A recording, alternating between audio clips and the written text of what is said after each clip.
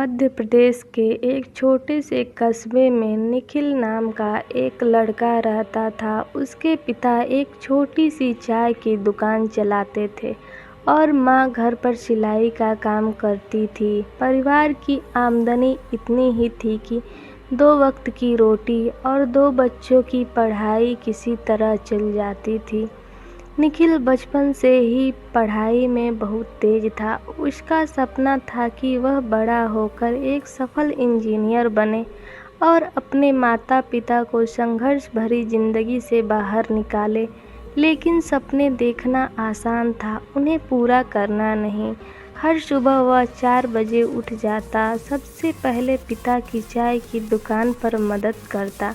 दुकान संभालने के बाद वह स्कूल जाता, स्कूल से लौटकर माँ की सिलाई में हाथ बटाता और रात को देर तक पढ़ाई करता। कई बार बिजली चली जाती तो वह मिट्टी के दिए की रोशनी में किताबें पढ़ता।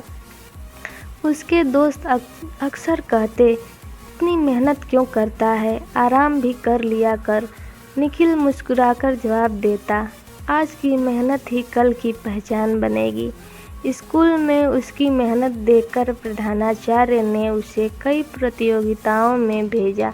उसने विज्ञान प्रदर्शनी में पहला स्थान हासिल किया। पूरे जिले में उसका नाम होने लगा। 12वीं की परीक्षा में उसने शानदार अंक प्राप्त किए। अब उसके सामने सबसे बड़ी चुनौती थी इंजीनियरिंग कॉलेज की फीस।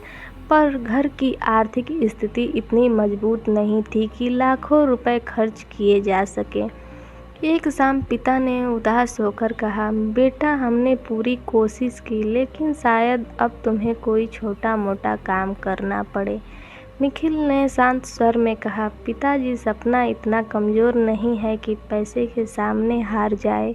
उसने छात्रवृत्ति की परीक्षा दी और साथ ही बच्चों को ट्यूशन पढ़ाना शुरू किया। दिन में पढ़ाई, शाम को ट्यूशन और रात में अपनी तैयारी, यही उसकी दिनचर्या बन गई। कुछ महीनों बाद छात्रवृत्ति का परिणाम आया। निखिल पूरे राज्य में चयनित हुआ। उसकी कॉलेज की फीस का बड़ा हिस्सा छात्रवृत्ति से भर गया। उसकी खुशी का ठिकाना नहीं था। माँ की आंखों से खुशी के आंसू बहने लगे।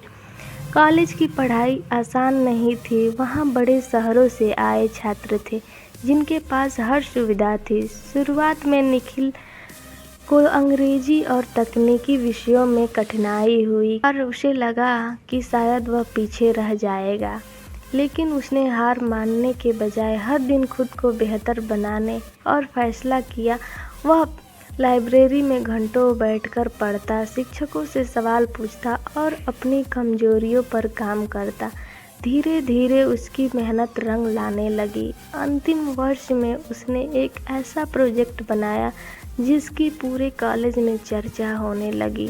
एक बड़ी कंपनी ने उसे नौकरी का प्रस्ताव दिया। नौकरी मिलने के बाद उसने सबसे पहले अपने पिता की पुरानी चाय की दुकान को एक सुंदर कैफ़े में बदल दिया।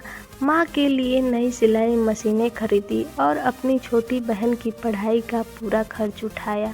कुछ साल बाद निखिल ने अपने कस्बे में गरीब बच्चों के लिए एक निःशुल्क शिक्षा केंद्र खोला। वहाँ किताबें, कापियाँ और सारी पढ़ाई की सारी सुविधाएं मुफ्त थी। उसका मानना था कि कोई भी बच्चा सिर्फ पैसों की कमी के कारण अपने सपने न छोड़े। उद्घाटन के दिन उसने बच्चों से कहा, सफल इंसान वह नहीं होता जो खुद आगे बढ़े, बल्कि वह होता है जो दूसरों को भी आगे बढ़ने का रास्ता दिखाए। उसकी बातें सुनकर हर बच्चे की आंखों में नए सपने चमकने लगे। समय के साथ निखिल एक सफल इंजीनियर ही नहीं बल्कि हजारों युवाओं के लिए प्रेरणा बन गया। लोग उसकी कहानी सुनकर समझने लगे कि गरीबी कभी मंजिल तक पहुंचने से नहीं रोकती, अगर इरादे मजबूत हों।